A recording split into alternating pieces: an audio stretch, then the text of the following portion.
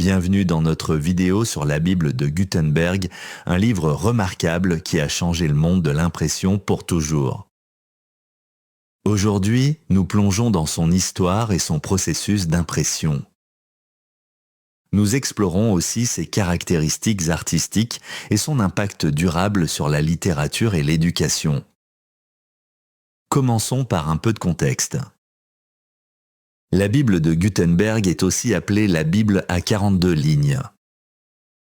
Elle a été imprimée par Johannes Gutenberg dans les années 1750 à Mayence, en Allemagne.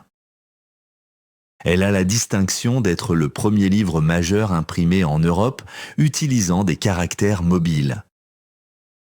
C'était une innovation révolutionnaire à l'époque, souvent appelée le début de la révolution Gutenberg. Elle a ouvert les portes à une nouvelle ère où les livres pouvaient être produits plus rapidement et rendus disponibles à un public plus large. Alors, pourquoi la Bible de Gutenberg est-elle si spéciale ? Eh bien, ce ne sont pas seulement les mots sur les pages qui la rendent célèbre.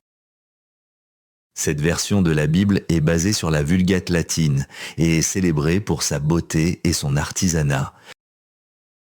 Sur les 158 à 180 exemplaires estimés qui y ont été initialement imprimés, seuls 49 exemplaires subsistent aujourd'hui, dont 21 sont complets. La première date d'impression de cette Bible est notée comme le 15 août 1456. Parlons du processus d'impression qui était révolutionnaire pour son temps. Gutenberg a introduit plusieurs nouvelles idées qui ont rendu la production de livres beaucoup plus rapide. L'une de ces méthodes consistait à mouiller le papier avant l'impression.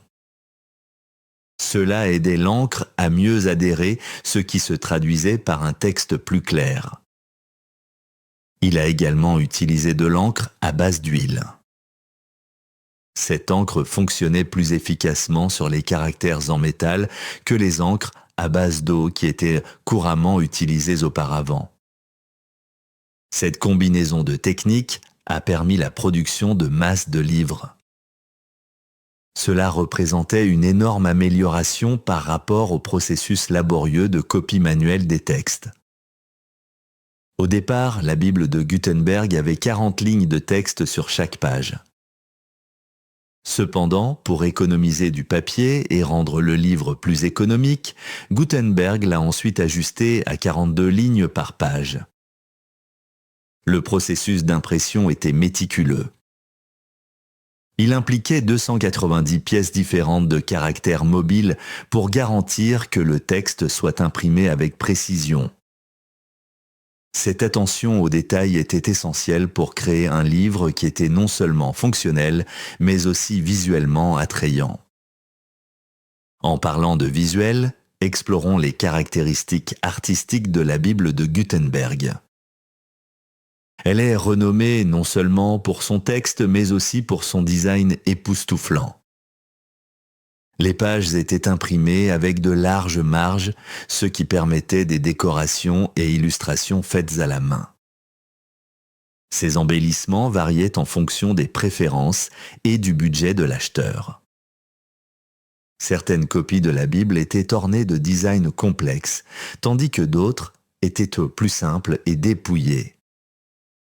Cette personnalisation rendait chaque exemplaire unique et spécial.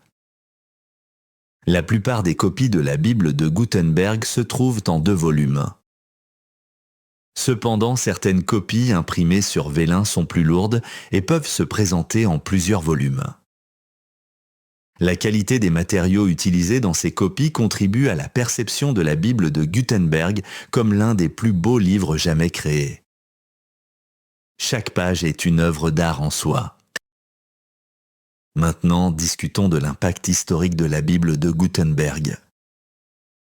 Son impression a marqué un tournant significatif dans l'avenir des livres imprimés. Elle a établi une norme pour d'autres éditions de la Bible et a inspiré une multitude d'œuvres imprimées qui ont suivi. Les méthodes d'impression innovantes et les caractères mobiles ont changé la façon dont l'information était partagée. Cela a aidé à augmenter l'alphabétisation et l'éducation à travers l'Europe. L'influence de la Bible de Gutenberg s'est étendue bien au-delà de son époque. Elle a préparé le terrain pour des éditions ultérieures, telles que la Bible à 36 lignes et l'édition clémentine de la Vulgate.